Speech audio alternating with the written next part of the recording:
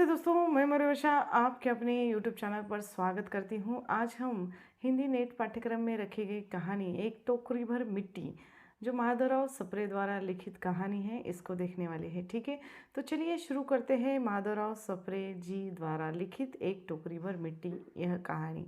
इस कहानी का प्रकाशन एवं संकलन इस तरह है। इस कहानी का प्रकाशन 1903 में हुआ है और कोई इसे 1901 में प्रकाशित छत्तीसगढ़ मित्र पत्रिका में प्रकाशित भी कहते हैं। हिंदी साहित्य के प्रथम कहानियों में ये कहानी गिनी जाती है। हिंदी साहित्य में अनुसंधान के बाद ये सिद्ध होता है कि यह कहानी हिंदी साहित्य की प्रथम कहानी है।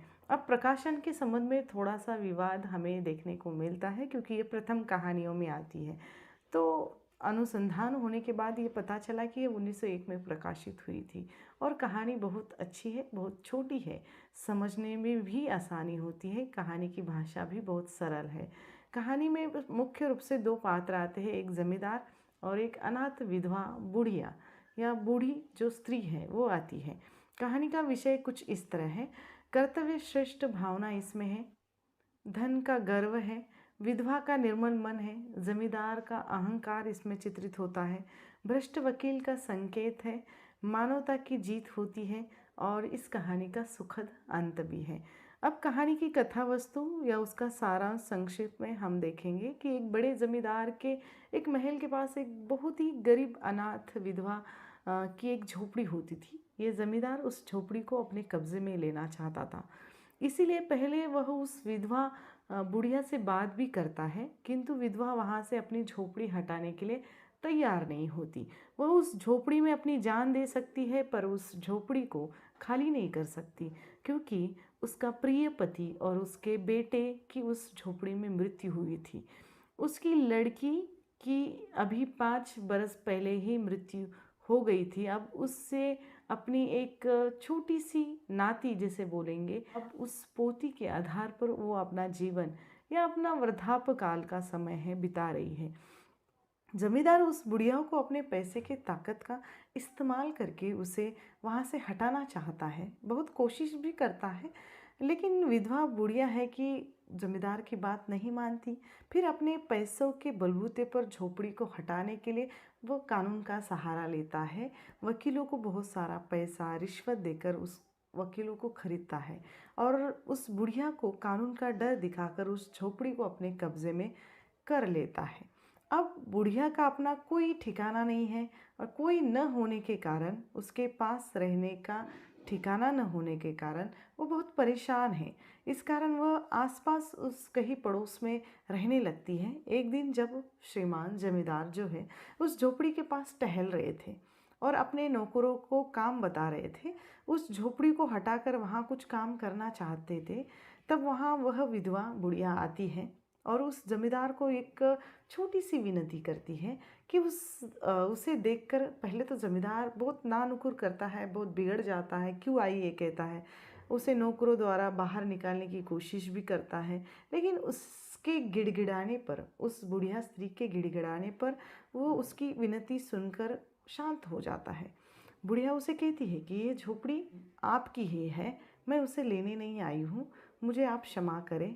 मेरी सिर्फ एक छोटी सी विनती है कि मुझे इस झोपड़ी के एक टोकरी भर मिट्टी ले जाने दीजिए, क्योंकि मैं इस मिट्टी से घर में जाकर एक चूल्हा जलाऊंगी और उस चूल्हे पर बनाकर खाना अपने पोती को खिलाऊंगी। उसे खिलाना चाहती हूँ, और क्योंकि मेरी एकमात्र आधार मेरी पोती है और जब से मैं इसे इस झोपड़ी से छोड़कर लेकर गई हूँ और तब से उसने खाना नहीं खाया है। बुढ़िया को ये विनती करने के बाद जमींदार का थोड़ा सा मन पिघल जाता है। उसे लगता है जाने दो ना, एक टोकरी भर मिट्टी तो मांग रही है, लेने दो इसे, और उस झोपड़ी की एक टोकरी भर मिट्टी ले जाने की वह अनुमति देता है। जब वह जमींदार की अनुमति लेकर झोपड़ी के भीतर चली जाती है तो उसको अपना संपूर्ण भूतकाल जैसे याद हो आता है। आँखों से आंसू उसके गिरने लगते हैं।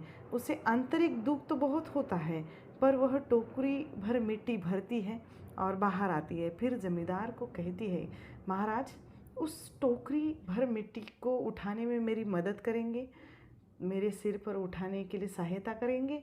जमींदार ये सुनकर थोड़ा नाराज होता है, लेकिन बुढ़िया बार बार विनती करती है, हाथ जोड़ती है, उसके पैरों में गिर जाती है। फिर वह अपने नौकरों से न कहकर जमींदार स्वयं वह टोकरी उठाने के लिए तैयार हो जाता है, उसको हाथ लगाता है। लेकिन होता ऐसा है कि वो टोकरी हिलती भी नहीं है। फिर वह थोड़ी और ताकत लगाता है, फिर भी वह टोकरी जरा सी भी हिलती नहीं है। इस बार जमींदार ने अपनी संपूर्ण ताकत लगाई और उस टोकरी को उठाने की पूरी कोशिश की, लेकिन वो टोकरी है उठ नहीं सकी या उठेगी नहीं, ये देखकर वो लज्जित हो जाता है। वह देखकर विधवा उसे कहती कि महाराज, आप नाराज़ न हो, मैं आपसे एक बात कहना चाहती हूँ। एक टोकरी भर मिट्टी आप नहीं उठा पा रहे हो, इस झोपड़ी में तो 1000 टोकरी भर मिट्टी है, तो आप इतने सारे टोकरियों का भार अपने जीवन में कैसे उठा पाओगे? इस पर आप विचार कर लीजिए। यह बात सुनकर जमींदार थोड़ा लज्जित हो जाता है, उसे अपने करनी पर पश्चाताप हो जाता है।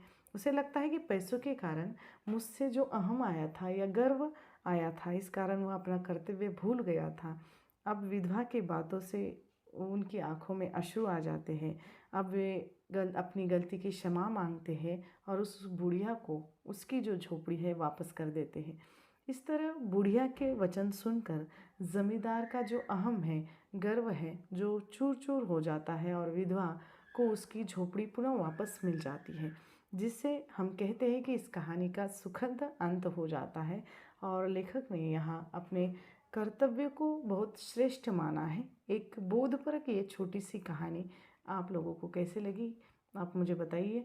यहाँ पर ये कहानी समाप्त हो जाती है। जल्द मिलेंगे एक नए वीडियो में एक नए विषय के साथ। तब तक के लिए धन्यवाद।